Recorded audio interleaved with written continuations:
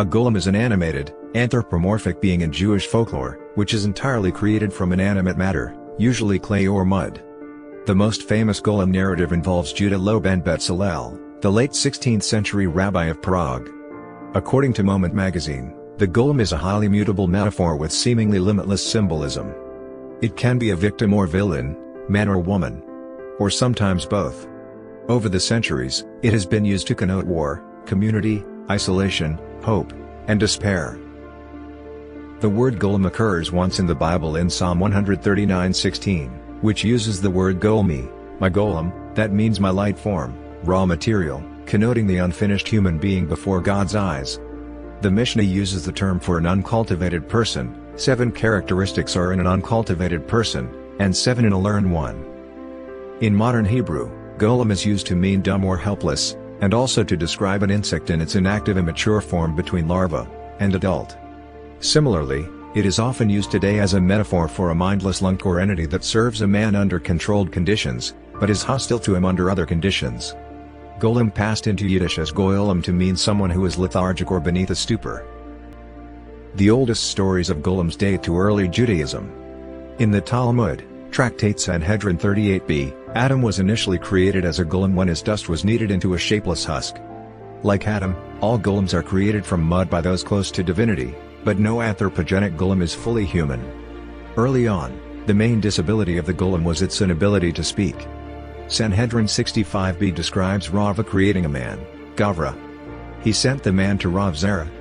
Rav Zera spoke to him, but he did not answer. Rav Zera said, "You were created by the sages, return to your dust." During the Middle Ages, passages from the Sefer Yetzirah, Book of Formation, were studied as a means to create and animate a golem, although little in the writings of Jewish mysticism supports this belief. It was believed that golems could be activated by an ecstatic experience induced by the ritualistic use of various letters of the Hebrew alphabet forming a Shem, any one of the names of God, wherein the Shem was written on a piece of paper, and inserted in the mouth or in the forehead of the golem. A golem is inscribed with Hebrew words in some tales, for example, some versions of Helm and Prague, as well as in Polish tales, and versions of the Brothers Grimm, such as the word emet, truth in Hebrew, written on its forehead. The golem could then be deactivated by removing the aleph, in emet, thus changing the inscription from truth to death. The earliest known written account of how to create a golem can be found in Sodi Rezai by Eliezer ben Judah of Worms of the late 12th and early 13th centuries. Samuel of Speyer, 12th century, was said to have created a golem. One source credits 11th century Solomon ibn Gabirol with creating a golem, possibly female, for household chores. In 1625, Joseph del Medigo wrote that many legends of this sort are current, particularly in Germany. The oldest description of the creation of a golem by a historical figure is included in a tradition connected to Rabbi Eliyahu of Helm, 1550 to 1583. A Polish Kabbalist, writing in about 1630 to 1650, reported the creation of a golem by Rabbi Eliyahu thusly, and I have heard, in a certain and explicit way, from several respectable persons that one man, living, close to our time, whose name is R. Eliyahu, the master of the name, who made a creature out of matter, heb. Golem, and form, heb. Zura, and it performed hard work for him, for a long period, and the name of Emmet was hanging upon his neck until he finally removed it for a certain reason, the name from his neck, and it turned to dust. A similar account was reported by a Christian author, Christoph Arnold, in 1674. Rabbi Jacob Emden, d. 1776, elaborated on the story in a book published in 1748. As an aside, I'll mention here what I heard from my father's holy mouth regarding the golem created by his ancestor, the Gaon R. Eliyahu Baal Shem of blessed memory. When the Gaon saw that the golem was growing larger and larger, he feared that the golem would destroy the universe. He then removed the holy name that was embedded on his forehead, thus causing him to disintegrate and return to dust. Nonetheless, while he was engaged in extracting the holy name from him, the golem injured him, scarring him on the face. According to the Polish Kabbalist, the legend was known to several persons, thus allowing us to speculate that the legend had indeed circulated for some time before it was committed to writing, and, consequently, we may assume that its origins are to be traced to the generation immediately following the death of R. Eliyahu, if not earlier. The most famous golem narrative involves Judah Loew ben Bezalel, the late 16th century rabbi of Prague, also known as the Maharal, who reportedly created a golem out of clay from the banks of the Vltava river, and brought it to life through rituals and Hebrew incantations to defend the Prague ghetto from anti-Semitic attacks and pogroms. Depending on the version of the legend, the Jews in Prague were to be either expelled or killed under the rule of Rudolf II, the Holy Roman Emperor. The golem was called Joseph, and was known as Yosele. He was said to be able to make himself invisible, and summon spirits from the dead. Rabbi Loew deactivated the golem on Friday evenings by removing the shem before the Sabbath, Saturday, began, so as to let it rest on Sabbath.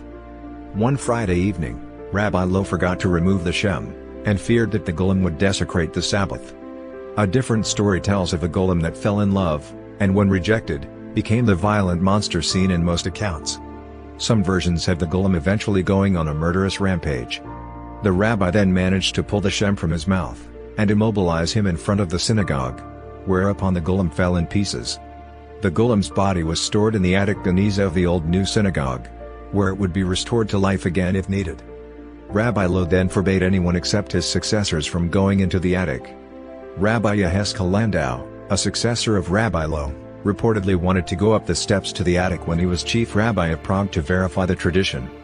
Rabbi Landau fasted, and immersed himself in a mikveh, wrapped himself in phylacteries, and a prayer shawl, and started ascending the steps. At the top of the steps, he hesitated, and then came immediately back down, trembling, and frightened. He then reenacted Rabbi Loew's original warning.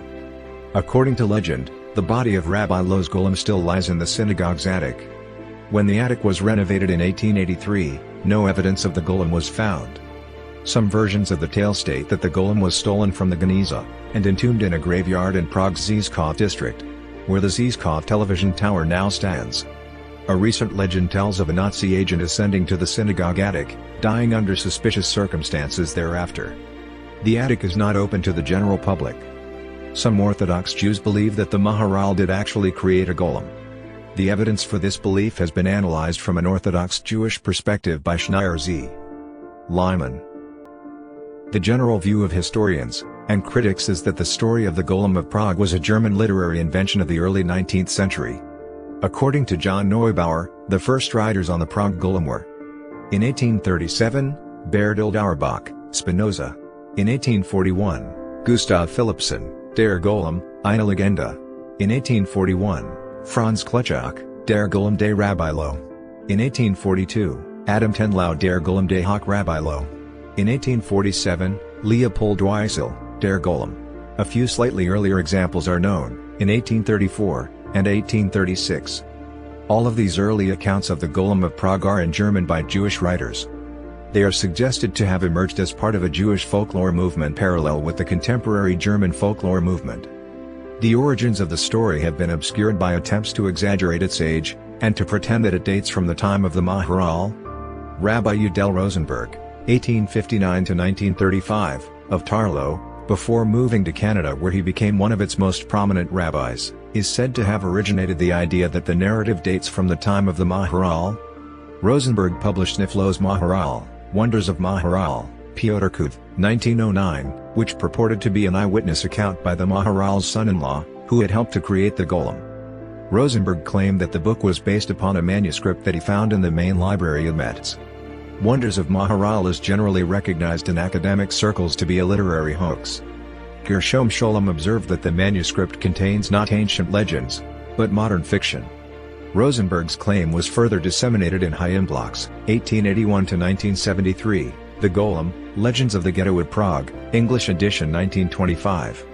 The Jewish Encyclopedia of 1906 cites the historical work Zemnach David by David Gans, a disciple of the Maharal, published in 1592. In it, Gans writes of an audience between the Maharal and Rudolf II, our Lord the Emperor. Rudolf sent for and called upon our master Rabbi Loew ben Bezalel, and received him with a welcome and merry expression, and spoke to him face to face, as one would to a friend. The nature and quality of their words are mysterious, sealed, and hidden. But it has been said of this passage, even when the Maharal is eulogized, whether in David Gans' Zemnach David or on his epitaph, not a word is said about the creation of a golem. No Hebrew work published in the 16th, 17th, and 18th centuries, even in Prague, is aware that the Maharal created a golem. Furthermore, the Maharal himself did not refer to the golem in his writings.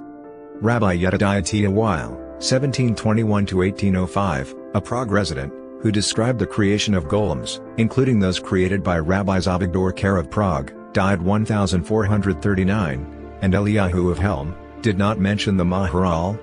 Rabbi Meir Perel's biography of the Maharal published in 1718 does not mention a golem. A similar tradition relates to the Vilna Gaon or the saintly genius from Vilnius, 1720–1797. Rabbi Chaim Volozhin, Lithuania 1749–1821, reported in an introduction to Sifroditz and Yuta that he once presented to his teacher, the Vilna Gaon, 10 different versions of a certain passage in the Sefer Yetzirah, and asked the Gaon to determine the correct text. The Gaon immediately identified one version as the accurate rendition of the passage. The amazed student then commented to his teacher that, with such clarity, he should easily be able to create a live human. The Gaon affirmed Rabbi Chaim's assertion, and said that he once began to create a person when he was a child, under the age of 13, but during the process, he received a sign from heaven ordering him to desist because of his tender age. The existence of a golem is sometimes a mixed blessing. Golems are not intelligent, and if commanded to perform a task, they will perform the instructions literally. In many depictions, golems are inherently perfectly obedient. In its earliest known modern form, the golem of Helm became enormous and uncooperative. In one version of this story, the rabbi had to resort to trickery to deactivate it, whereupon it crumbled upon its creator and crushed him. A similar theme of hubris is seen in Frankenstein, The Sorcerer's Apprentice, and some other stories in popular culture, such as The Terminator. The theme manifests itself in R.U.R. Rossum's Universal Robots, Karl Čapek's 1921 play that coined the term robot. The play was written in Prague, and while Čapek denied that he modeled the robot after the golem, many similarities are seen in the plot. The golem is a popular figure in the Czech Republic. The 1915 novel by Gustav Meyrink, The Golem, was briefly popular, and did much to keep the imagination about the golem going. Several restaurants, and other businesses have names that make reference to the creature. A Czech strongman, René Richter, goes by the nickname Golem, and a Czech monster truck outfit calls itself the Golem Team. Abraham Ackerman preceded his article on human automatism in the Contemporary City with a short satirical poem on a pair of golems turning human. A Yiddish and Slavic folktale is The Clay Boy, which combines elements of the golem and the gingerbread man, in which a lonely couple makes a child out of clay, with disastrous or comical consequences. In one common Russian version, an older couple, whose children have left home, make a boy out of clay, and dry him by their hearth. The clay boy comes to life. At first, the couple is delighted, and treats him like a real child, but the clay boy does not stop growing, and eats all their food, then all their livestock, and then the clay boy eats his parents. The clay boy rampages through the village until he is smashed by a quick-thinking goat. Golems are frequently depicted in movies and television shows. Programs with them in the title include The Golem, German, Der Golem, shown in the United States as The Monster of Fate, a 1915 German silent horror film, written and directed by Paul Wegener and Henrik Galeen. The Golem and the Dancing Girl, German, Der Golem und die Tänzerin, a 1917 German silent comedy horror film, directed by Paul Wegener and Roches Glees. The Golem, How He Came into the World, German, Der Golem, Wir in die Welt kam, also referred to as Der Golem, a 1920 German silent horror film, directed by Paul Wegener and Karl Bose. Le Golem, Czech, Golem, a 1936 Czechoslovak monster movie directed by Julien Duvivier in French. Other references to golems in popular culture include The Golem, German, Der Golem, the first novel by Gustav Meyrink, and adapted for television in 1967, for film in 1980, and for the stage in 2013. Daimajin, a 1966 Japanese kaiju film directed by Kimiyoshi Yasuda. It, a 1967 British horror film directed by Herbert J. Leder. Kaddish, a 1997 episode of The X-Files. The 1995 Gargoyles episode Golem featured a golem made in the image of a stone statue that was created by Rabbi Loew, voiced by Victor Brandt, to defend the Jewish inhabitants of Prague from raiders, and had been passed down to his ancestor Max Loew. voiced by Scott Weil. The golem was stolen by Thomas Broad, voiced by Clancy Brown, and his men so that Hyken Renard can transfer his soul into its body. Renard briefly caused havoc in his body before Goliath persuaded him to undo the transfer. Once that was done, Max used the golem to defeat Broad. You Gotta Know When to Golem is a short story during Treehouse of Horror 17, part of the long-running series of The Simpsons Halloween specials. The golem, voiced by Richard Lewis, is controlled via paper notes by Bart, and used to wreak havoc on the citizens of Springfield. Denial, Anger, Acceptance, a 1999 episode of The Sopranos. Tony Soprano was approached by a Hasidic business owner with a troublesome son-in-law he once intimidated into giving up his claim on the business he's helped build up. When confronted by members of Tony's crew, the enraged man tells his father-in-law he's created a golem, and later, when Tony insists on claiming the 25% of the business that was offered in exchange, the businessman realizes the metaphoric truth of this, calling Tony a monster of his own creation, made of mud, a golem. When Tony asks what's that, he says a Frankenstein, since many believe the golem legend partly inspired Mary Shelley to write her novel. In the 4th episode of Season 4 of Grimm TV series, episode Dying on a Prayer, a golem plays an important role. The 2013 supernatural episode Everybody Hates Hitler features a golem, portrayed by Jean DeSantis, who had been used to fight the Nazis in Belarus during World War II. In the present, the golem has been passed down from Rabbi Bass, portrayed by Hal Linton, to his grandson Aaron Bass, portrayed by Adam Rose. While Aaron had a hard time controlling the golem at first, they did help Sam Winchester and Dean Winchester fight against a group of Nazi necromancers led by Commandant Eckhart, portrayed by Bernhard Forcher. In the sci-fi series The Magicians there is a golem made of a main character. It appears in the episodes Homecoming and Be the Penny. The 2019 Netflix series The Order features a recurring character, portrayed by Dylan Playfair, who is revealed to be a golem in Season 1. The majority of the CW series Legacies, a spin-off of The Vampire Diaries, centers around defeating a golem. The Golem, a 2018 Israeli horror film, features a golem in the form of a dead child. R.G. Piercy's 1991 science fiction novel, He, She, and It, features intertwined narratives, one of which is a retelling of the story of Rabbi Loew, and his creation of a golem in medieval Prague.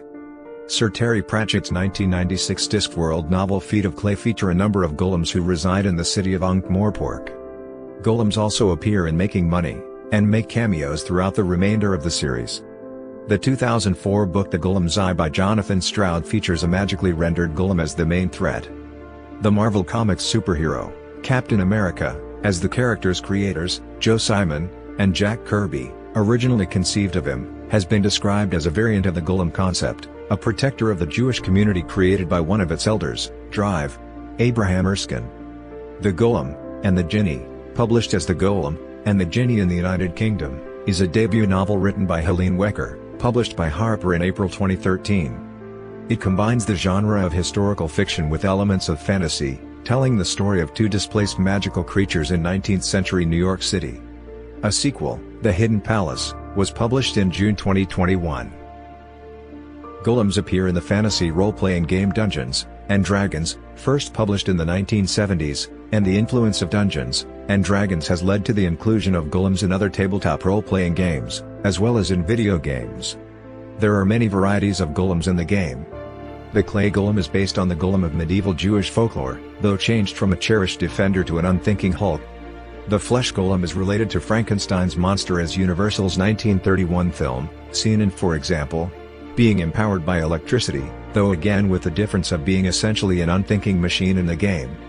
D&D's golems are also rooted in Gothic fiction more generally, and are typical denizens of the Ravenloft setting. The flesh golem was ranked 9th among the 10 best mid-level monsters by the authors of Dungeons and Dragons for Dummies for both 3rd and 4th edition. A number of scores have been written to accompany or based on the 1920 film, including by Daniel Hoffman, and performed by the San Francisco-based ensemble Davka, and by Carl Ernst Sass.